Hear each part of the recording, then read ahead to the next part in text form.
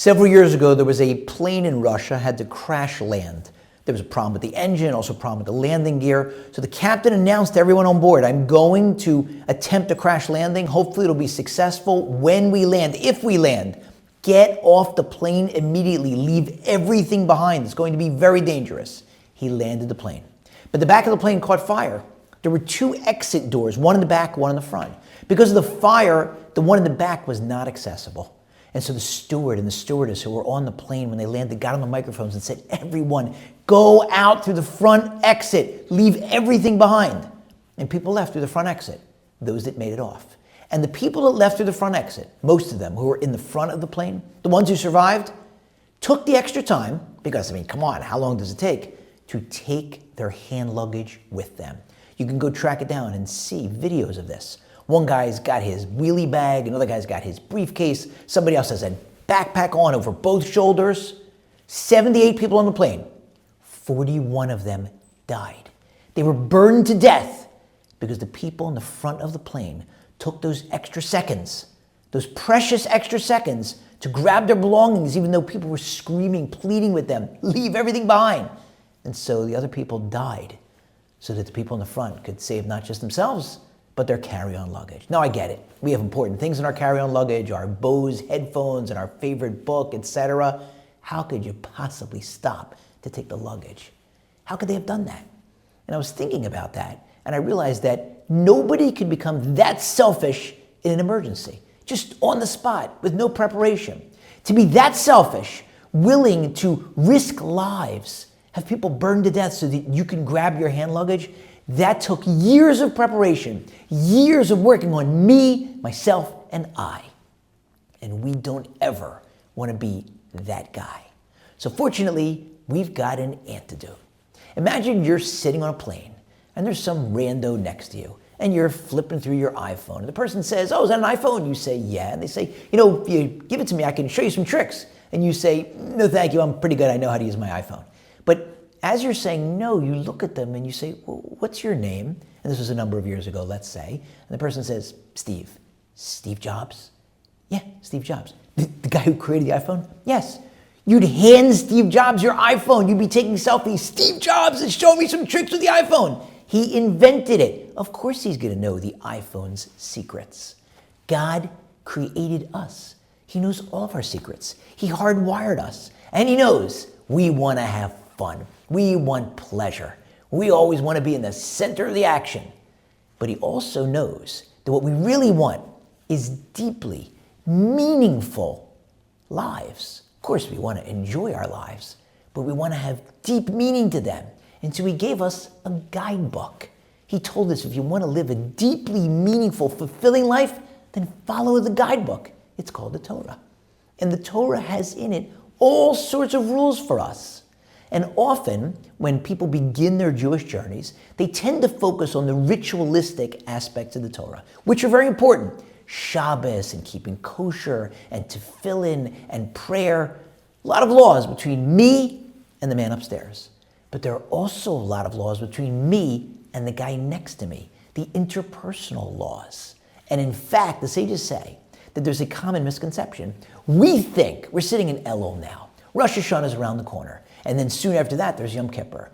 We think that if we are in a properly penitential mode, I recognize I did something wrong, and I regret it, and I resolve not to do it again, and on Yom Kippur we do enough of these, and we fast, we are good.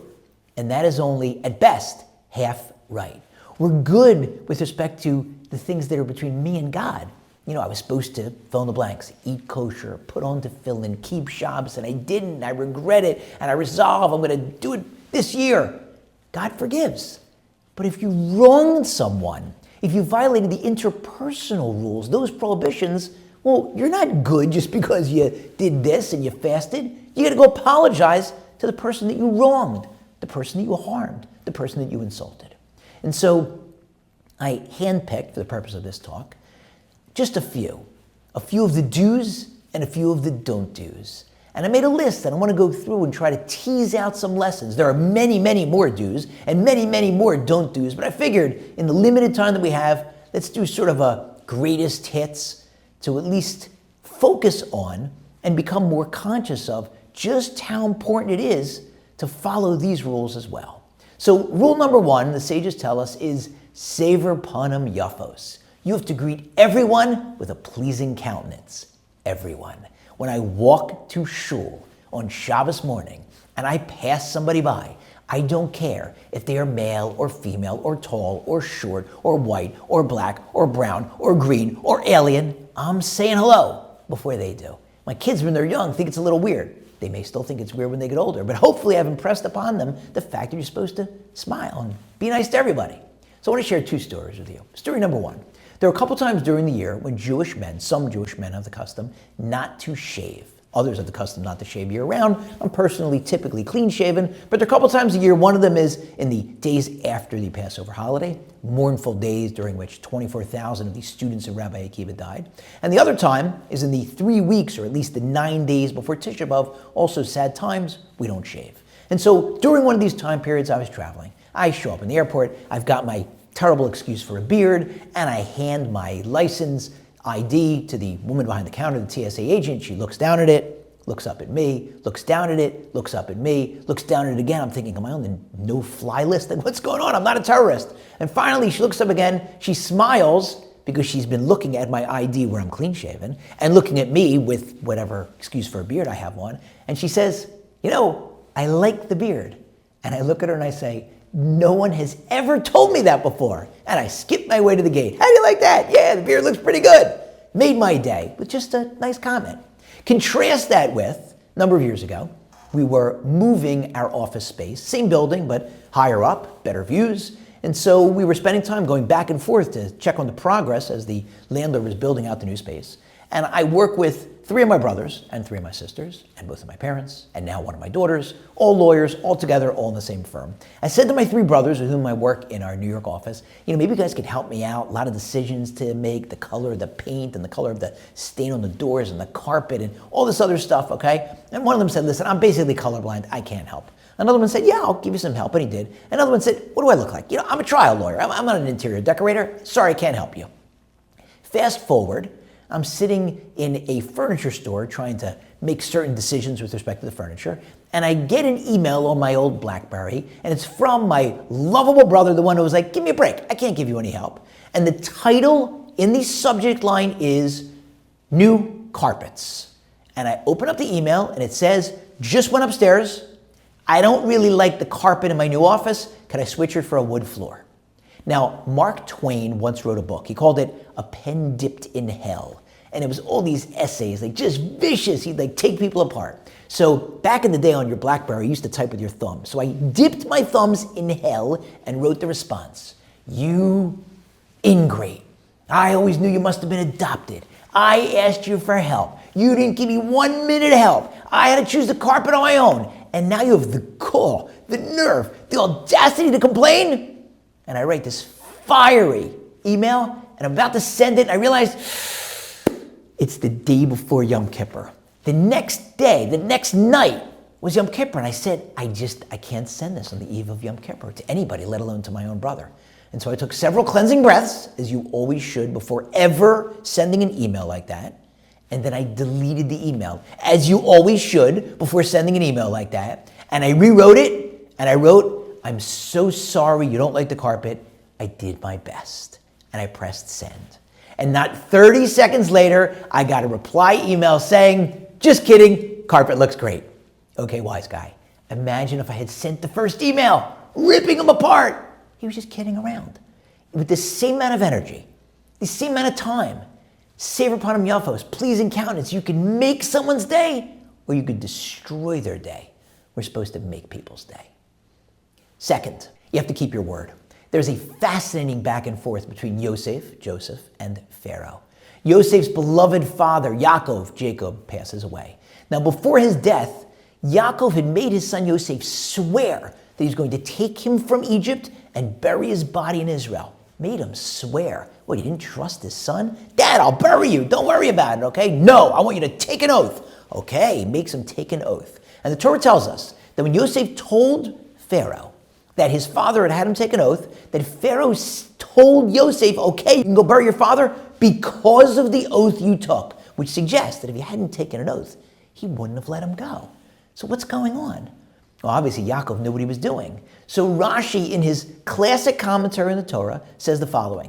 Yosef was issuing an implied threat to Pharaoh. You remember all those years ago when you took me out of the dungeon? You made me take an oath. You made me swear that I would never reveal to anybody that although you claim to be a god and you can speak every language, you don't speak Hebrew. And I didn't tell anybody. You make me break my oath to my dad, I'll break my oath to you and I'll tell everybody that you don't speak Hebrew. A later commentator says, that's not what Rashi means. He wasn't threatening Pharaoh. He was sharing with Pharaoh a deep psychological insight. He's saying, Pharaoh, remember all those years ago you made me take an oath? I never broke it.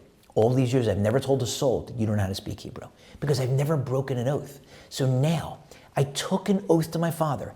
If you make me break the oath, you will have turned me into an oath breaker. And maybe then, in a moment of weakness or forgetfulness, now that I'm an oath breaker, I might, against my will, unintentionally, break the oath that I made to you, and I don't want to do that. So don't turn me into an oath breaker. You've got to keep your word. Now let me update that story. There was a rabbi who passed away not long ago with whom I was very friendly. And he told me this story about his older brother who had passed away before him. He said that when he was a teenager, his older brother was 15 or so, and he said he was waiting for their father to come home. He had to speak to his father. And he said, well, what about what? He said, well, I just need some advice. What's the advice? He said, well, I accepted a job to be a lifeguard in a camp. This was going back to like the 1950s. And then another camp just lost its lifeguard, so they offered me an extra $300 to be the lifeguard. So I want to ask Dad, how do I break the news to the first camp that I can't keep my commitment? So the father comes home, and his son tells him a story and asks him for advice. And the father says to him, 1 second, I just want to be clear. You told the first camp that you were going to be their lifeguard? He said, yes. He said, so let's just be clear about this. Your question can't be, how am I going to tell that camp that I'm breaking my word? The question should be, how am I going to explain to the second camp that I can't take their offer? And what you're going to explain to them is that you really appreciate it, and you're very flattered, but you have to keep your word because you told the first camp you're going to work for them. And remember, my son, your word is all that you have. Fast forward years later, that 15-year-old kid became a very, very successful real estate owner in New York, and he owned a building. And there was a fellow who really wanted to buy the building, so every so often he would call him up and say, hey, I want to buy that building. It's not for sale. He'd make him an offer and say, listen, it's not for sale. One day he calls him up and says, listen, I'll give you $12 million for that building. He says, really, $12 million? He says, yeah. He says, you know what? Sold. Tell your lawyer to draw up the papers, and I'll sign them as soon as they're ready. Great. An hour or so later, word gets around because the buyer had a big mouth, should have shut up, waited until everything is signed, sealed, and delivered, so to speak. But he mentioned to somebody, yeah, I just bought that building for $12 million. So another fellow in this small, close-knit real estate community calls the seller and says to him, hey, I heard you just sold the building, or you're talking about selling a building. I didn't know it was for sale. He says, it wasn't for sale, but he made me a nice offer. He says, yeah, I heard he offered you $12 million. I'll pay $13 million. I love that building. He said, great, go call him and tell him he just made $1 million. He said, what are you talking about? He says, I sold him the building. He said, what do you mean? When did you sell it to him? He said, I told him earlier today, a couple hours ago, that the building's his. He said, there's no way you had enough time to sign the papers. He said, it doesn't matter if I sign the papers. I told him that I'm selling it to him for that price. And my word is all that I have. That 15-year-old kid, who is now in his 50s, had learned the lesson from his father years before. Doesn't make a difference whether it's $300, whether it's $1 million. Your word is all that you have. You have to keep your word. Third one of the do's. Now, I could have cast this as a negative. I could have said, don't lie. But the Torah casts it as a positive. The Torah doesn't say don't lie. If you look at the laws of professional responsibility that govern lawyers, it's a do not. A lawyer shall not engage in dishonesty, fraud, misrepresentation. But the Torah doesn't say don't lie. The Torah instead says, midavar sheker tirchak. From a lie, from a falsehood, distance yourself, meaning don't even get close. Of course you can't lie, but don't even get close to the line and say something that might be misperceived or miscommunicated or misunderstood as a falsehood. Like the famous rabbi who, if he would walk into someone's home dripping wet and someone would say, is it raining outside? He would say, well, it was when I was out there. Who knows? Maybe in the 10 seconds since it took him to walk in, it stopped raining. That's how careful we have to be. Which creates a bit of a problem for me because I'm a lawyer. And you'll make all the lawyer jokes, lawyer, liar, liar, lawyer. It's a joke. I hope it's just a joke and will remain a joke in my career and that I'm not going to be a liar, but there are times when I am put in situations where sure it looks like I'm lying. What is the most common example? I'm at a mediation. In a mediation, we show up, it's typically close to trial. We've got our trial date, and my side, the plaintiff, the injured person, is there, and we're in front of typically a retired judge as the mediator, and the other side is there, which means the defense attorney and the insurance adjuster, and I make my demand, and they make their offer, and then I reduce my demand, and they increase their offer, and if the numbers meet, we have a settled case. Before each mediation, I sit with my client, and I make a recommendation. I say, I think that if they offer, fill in the blanks depending on the case, $500,000, $1 million, $3 million, $5 million, $10 million, whatever the case is, obviously the bigger the case, the bigger the number we're looking for. That's what I recommend. And sometimes what will happen is we'll get to the mediation and they don't get to that number and the client agrees. We're walking out and we walk out. And other times they get to that number and that's the last number and we settle the case.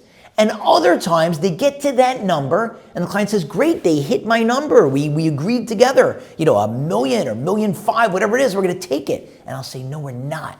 And the client says, what are you talking about? And I say, trust me, this isn't my first rodeo. There's more money in that room. And so I'll walk into the room with the mediator, the retired judge, and say, my client said no. Meantime, the client's like, what are you doing? We said yes.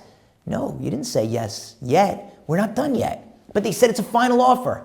Final offer. When they say final, what that means to me is most recent. Sit tight. And that $1.5 million could turn into $1.75 million, could turn into $2 million. And now the client's like, well, now we're going to take it, right? No, we're not. There's more money in that room.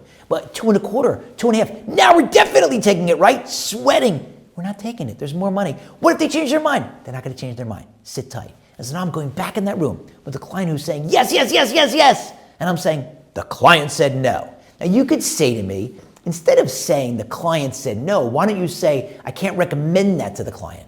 Look, that's personal to me. I find that once I show the judge, I can't recommend it. If I'm hinting to the judge, the client's fine with it, it's just me, I'm not gonna get as much. And my job is to maximize the recovery for the client. And so I was pained once after one of these mediations where the client was looking for $1.5 million. We ended up settling the case for $3 million. And I went to speak to a rabbi. And I told him, I said, listen, is this okay what I'm doing? And he said, absolutely. Because everybody understands this isn't trial, this isn't deposition, this isn't arbitration where you and your client have to tell the truth. This is mediation. And so it's a game. Everybody knows that they're bluffing. The same way they might say 5 times, this is our last number, and then raise it. No, this one's our last number. No, this one's really our last number. So when you say the client said no, they know that you may be bluffing, so it's okay, but only in that context. But I worry sometimes. Just being in that back and forth, saying something that's technically not true. Yes, it's bluffing. Yes, I'm playing poker. That's the only time. Otherwise, it's not allowed. We have to distance ourselves from falsehood. And now let's talk about the don't do's. Number 1, you've got to watch your mouth. Now, I'm going to cheat a little bit and do a 1A and a 1B. I hope that's okay because both the A and the B are still in the genre of watching your mouth. There is a little known prohibition called nivel peh. You are not supposed to utter profanities. And there are times when you're going to want to say a word that starts with an F and it rhymes with fire truck and you can't say that word. No exceptions. You're not allowed to say it. So I had a back and forth once with a lawyer who's actually not only a close friend, but a phenomenally talented trial lawyer. He's actually a mentor of mine. We were working on a very, very substantial case together, an 8-figure case, and we were trying to set a date for a second or third mediation, eventually settled, I think, during the third mediation. And we had a back and forth through email. I'll read it to you. I wrote to him in connection with scheduling the mediation, just spoke to him. He said that so-and-so, whatever the name is of the lawyer, promised him she would get back to him today and that the dates are still open. He wrote back to me, who gives a blankety blank blank about that person? He didn't, I'm saying blankety blank blank. He said it in more colorful language. I wrote back to him. I told him that, but not in those exact words. He wrote back to me. You need to curse at your adversaries more. And he went on to explain. It's therapeutic. Also, I find that it makes them think that I am crazy. Let me tell you something. He had all sorts of therapy during that case. And they definitely thought he was crazy. Because if I had had one of those clickers, like counting the number of profanities that he uttered during those mediations, it would have gone to 99 and flipped back over and kept going and flipped over again. That was his style. It's not mine. because I humbly disagree with him. I maybe need things that are therapeutic, but not that, because that one's disallowed under Jewish law. And I don't need my adversaries to think I'm crazy. Even if I did need them to think I'm crazy, I'm sure there are other ways that I could convince them that I'm crazy. And I certainly don't need to curse, because I feel that the English language is elastic enough that if I want you to know that I'm angry, you will know that I'm angry without me using profanity. B, we have to flush the lush. Lush, that's the short form version of Lashon Hara. Lashon Hara is a very, very interesting rule. In the US and in many other countries, you're not allowed to defame or libel or slander someone. I can't say something about someone else that's terribly negative that could hurt their reputation or hurt their business. If I do, I could get sued. But there's a defense. If I can show that what I said is true, no matter how horrible, how terrible, no matter how damaging it is to their reputation, if what I said is true, I win. Truth is an absolute defense to libel, defamation, slander. That, saying something untrue about somebody, that's motzi shem ra. That's spreading false rumors. Of course you can't do that under Jewish law.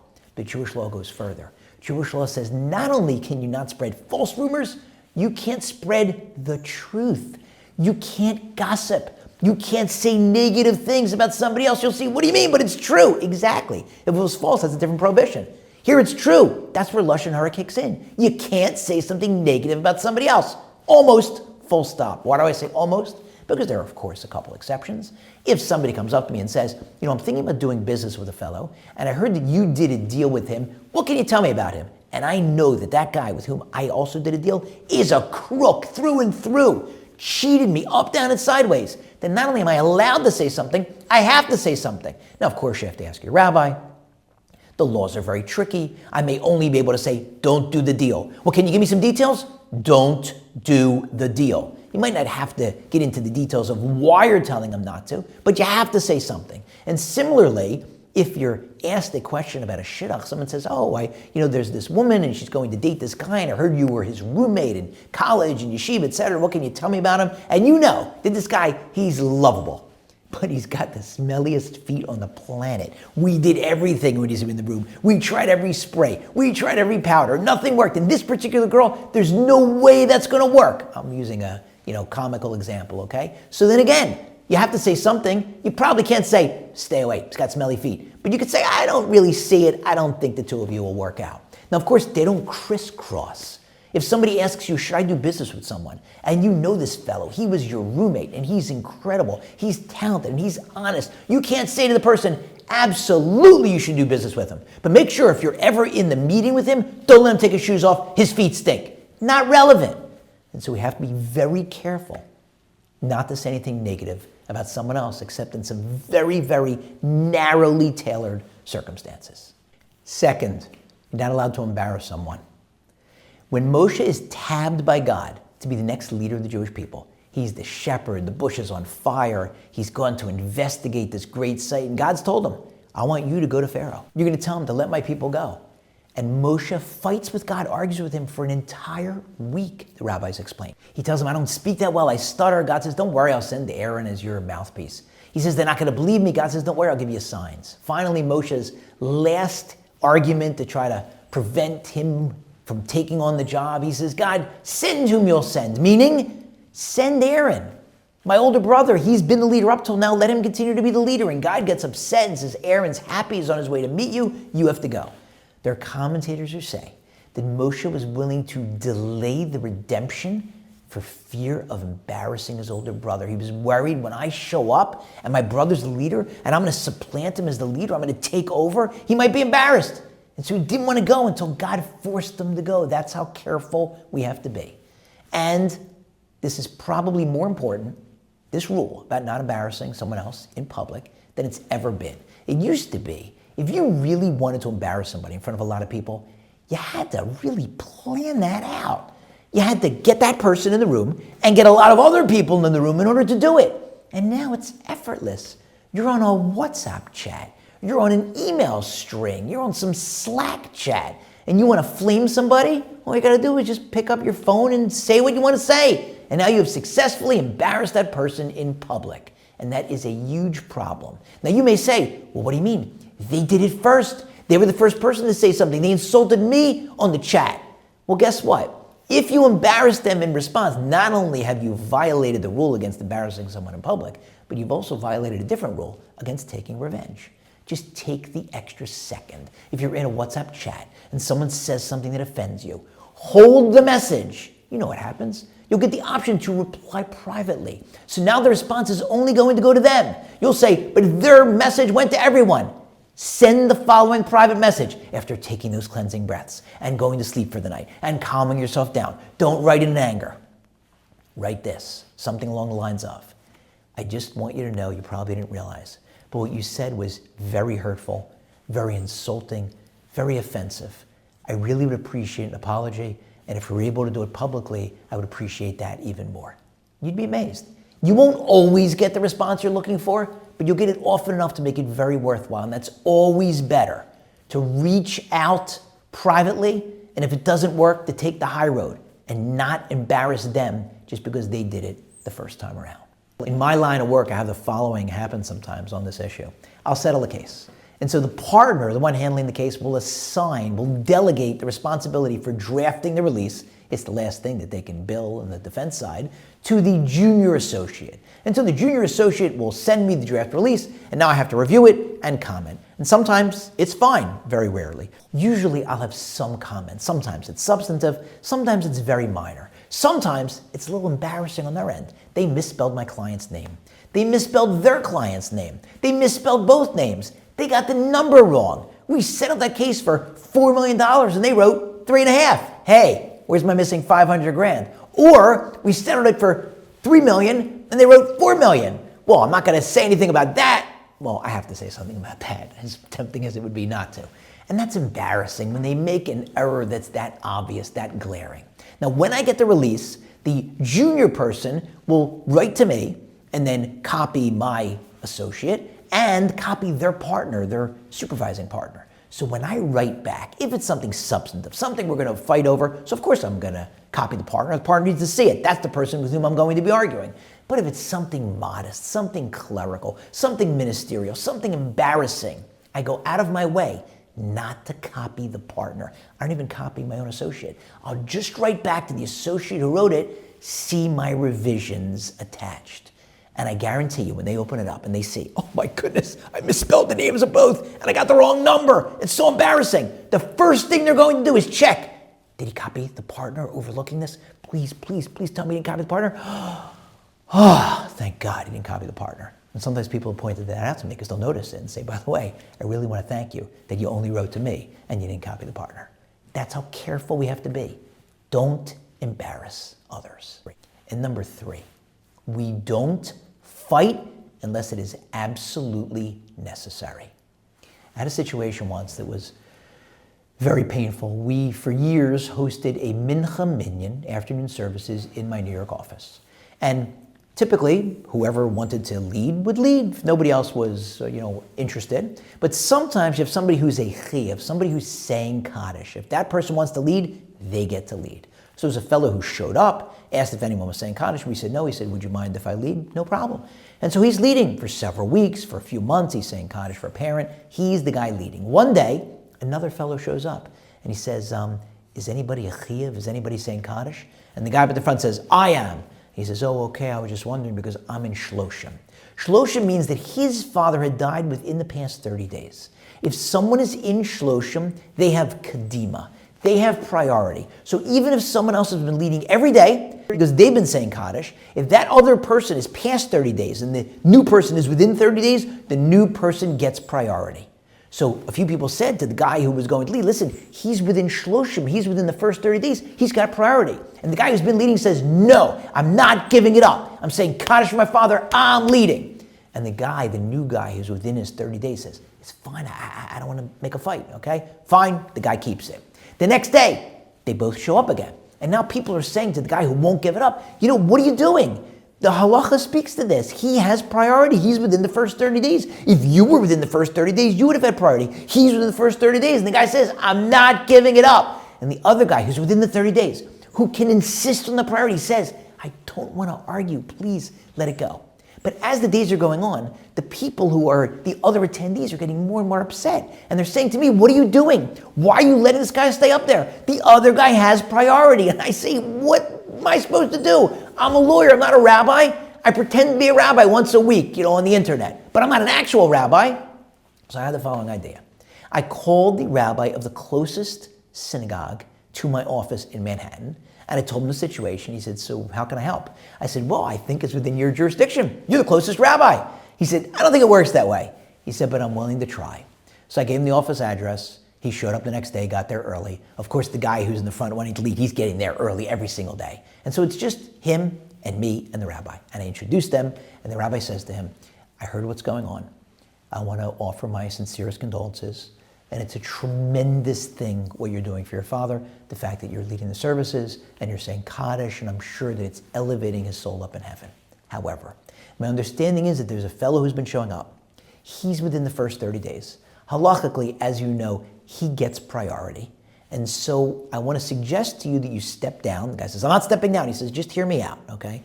I want to suggest to you that you should step down because your father up in heaven will get a benefit from that. When he sees, his soul sees that you gave in because you respected the halacha, it'll be a tremendous spiritual benefit for him. And he says, I want to assure you that your father who's up there in heaven, the olam ha'emes, the world of truth, he would want you to give in and let the other guy lead. And I'm sitting there going, wow, it's so persuasive. Obviously, the guy's going to give it up.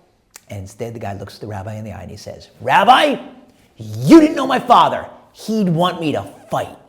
And I was looking at this like, I can't believe it, right? Because I am certain that the rabbi was right. I'm sure this guy was also right. If his father was still alive, he'd want him to fight, but not when he's up in heaven. And so we don't fight unless we absolutely have to. And so let's review. We talked about Sever Panim Yafos. You've got to greet everybody with a pleasing countenance. You can make someone's day or you could ruin it. Same amount of time, same amount of effort. We talk about how you have to keep your word, because your word is all that you have. We talked about how you have to distance yourself from falsehood. It's not enough just to not lie. Don't even get close to a lie. And then with respect to the don't do's, we talked about how you have to watch your mouth, no profanities, and don't say anything negative about someone else. Of course not if it's not true. And even if it is true, except with very limited exceptions. We talked about how important it is not to embarrass anyone, particularly nowadays when it's so easy when you're on a group chat. Somebody says something wrong, instead of replying publicly, calm yourself down and reply privately. And we talked about how important it is not to fight unless we absolutely need to. And if we're careful about these things and we work things out with each other, particularly if there's ever a grudge that we're holding, because that's a whole nother rule, have to love your neighbor and you're not allowed to hate a fellow Jew in your heart. And sometimes it's tough because sometimes people really anger us. They insult us. They hurt us. But if we're able to get over that, if we're able to give up that grudge, we've just put our prayers during the high holidays on steroids. We can get to Yom Kippur and say, God, you know how tough it was for me to give that up, to give up that grudge, to not hold on to it, to stop hating them, but I got through it. I forgave them, and so I'm asking you to forgive me. And hopefully we will all have Iksiva v'chasima tova. We will be written and inscribed in the book of life for another year. Wishing everybody a happy and healthy new year this upcoming high holiday season.